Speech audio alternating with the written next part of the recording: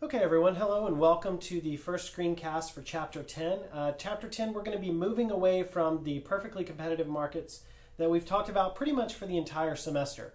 We're going to start looking at ways in which markets can deviate from those perfectly competitive market conditions and what the implications are for prices, quantities, and the social welfare in terms of consumer surplus and producer surplus. So in this first screencast, we're just going to talk about where do monopolies come from, right? Why are there some markets in which we see one particular firm that is the sole seller in that particular market, all right? So previously we saw that profits and losses act as signals in a perfectly competitive market. So in perfect competition, there's free entry. Firms enter if there are profits. We're going to see that's not going to be the case here in the case of a monopoly, all right? So firms are also, in the perfectly competitive case, price takers. They have no control over what the price they pay is or what they receive in the market. So everyone is a price taker in the perfectly competitive market. We're going to see in this monopoly case that's not going to be the case. The monopolist is going to be able to set the price that they want to set. And in the perfectly competitive market, a firm maximizes profits.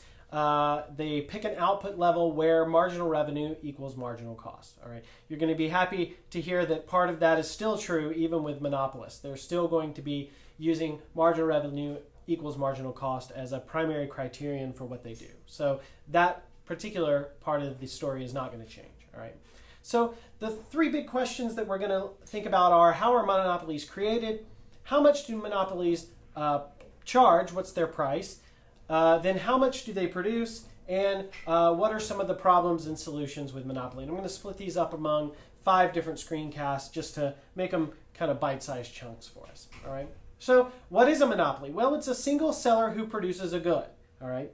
Why do monopolists persist? Why do monopolies persist in certain markets? Well, in a competitive market, usually there's free entry and free exit. So that drives economic profits down to zero. And there's usually lots of firms buying and selling in that particular market. What happens in the case of a monopoly is there are usually barriers to entry in terms of entering into a market. All right, it's some sort of restriction that makes it difficult for new firms to enter into a market. This allows a monopolist to persist and to enjoy long-run economic profits. Monopolists will have long-run economic profits, unlike in perfectly competitive markets or in our perfect competition model, where those long-run economic profits are eventually eaten away in the long run as firms enter the market. Here, there's going to be a barrier to entry, so those profits are going to persist. All right. So what are some of the different barriers to entry? Well, one of the most common barriers to entry are natural barriers to entry. So this is control of usually natural resources. So if a monopoly controls all of a resource or an input that's necessary for the production of other things, then competitors cannot enter. So back in the history of the aluminum market, Alcoa was a monopolist. They controlled almost all of the aluminum mines in the US and around the world almost. De Beers used to be the only monopolist in the diamond market. They controlled almost all of the diamond mines. That's slowly changed over the years as diamonds have been found in other countries. But both of them controlled almost the entire raw inputs into a particular industry, and that allowed them to be a monopolist. All right. The inability of potential competitors to raise enough capital to enter a market can be another barrier to entry. Monopolies are often very established after years and years of growing, and it's very hard for firms to raise, say, $10 million or $100 million of capital to come in and compete against the monopolists. All right, so the amount of capital that it takes just to enter a big market can be a barrier to entry. All right. Another can be the economies of scale that a monopolist enjoys. All right. If in a particular market there are increasing returns to scale, then bigger is always better and more cost efficient. This is, if you remember back to when we did the production material, the reason you get the increasing returns to scale is because the average total cost is downward sloping over a long range of outputs. So the firms keep as I say, doubling in size and keep getting more than double the output, all right?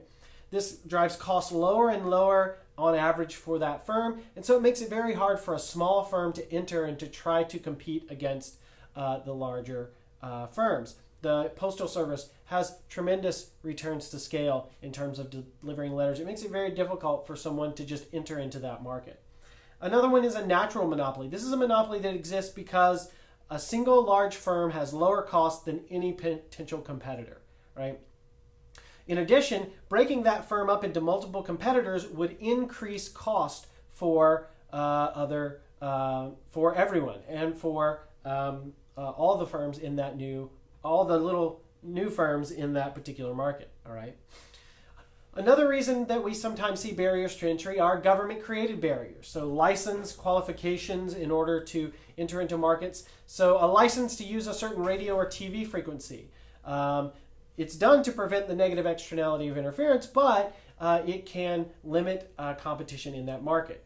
An example of not exactly a monopoly, but a case where a certain class of people is able to only provide the good is in the case of law and medicine, where only licensed doctors are able to provide certain medical services. Only lawyers who have law degrees and are licensed can practice law. So the lawyers serve as the monopolists in that case.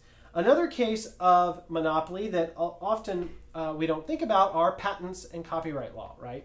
A patent is a temporary grant of monopoly rights over a product. If you invent a product, you can register it with the Patent and Trade Office, and they'll give you a patent on that item that you've invented. And what that means is no one else can sell it for a set number of years. All right, there are different kinds of patents with different amounts of time, but the idea is that you are the monopolist for that particular item for that number of years. This is done as an incentive to innovate, right? Why would people pour millions and millions of dollars into research and development, into, say, new pharmaceuticals or into new medical devices or new types of machines, if immediately it can be copied at almost no cost by the person copying it, say a generic drug, right? So the idea is we want to encourage innovation, so the government gives those temporary monopolies as a way to let the monopolist, for a time period, collect positive economic rents in order to give them the incentive to do the research and development. Copyrights are another case. They sometimes create unintended consequences. By keeping the price of things high, you get things like file sharing and movie pirating. It's also less clear that the current copyright regime really does incentivize the creation of creative content, because copyrights are, I think it's 70 or 80, maybe 90 years after the death of the author. So it's hard to imagine that really changing people's incentives to create art. Many economists think that what's happened in the case of copyright is that certain firms have gotten together and convinced the government to give them more monopoly power and a longer monopoly than is probably socially optimal. Disney was one of the big people who pushed the last round of copyright increases, and it was to keep Mickey Mouse out of the public domain. So how do monopolists make pricing and output decisions? So we're going to do these in two different screencasts, but I want to remind you that for perfectly competitive firms, they're price takers. They cannot affect the price of the good. Each firm faces a horizontal demand curve. All right, and I'm going to put those up in the next screencast, so just to remind you what that looks like from the previous chapters. A monopoly firm is a price maker. It sets its price by choosing its output level. It faces a downward sloping demand curve because it is the entire industry. The monopolist is the industry. That's what it means to be a monopolist. And so we're going to take a look at how that affects their price and quantity decisions in the next set of screencasts.